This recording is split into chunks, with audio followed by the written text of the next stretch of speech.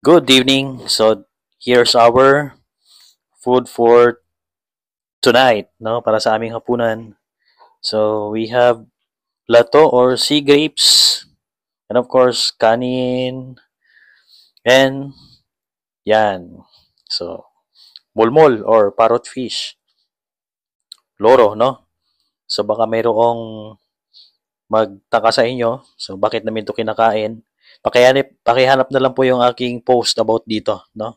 Recently, bago lang. Okay? And of course, yung ating sausawan. Ayan. So, we have 1, 2, 3, and 4. Yan, mga dambuhala yung mga laman ng aming mga pinggan. Daming kanin, no? Okay. So, ito yung mga kasama kong kakain. Ayan. And, yon special child.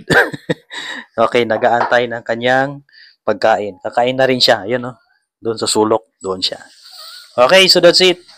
So, tara, let's eat na. Maraming salamat sa inyong lahat.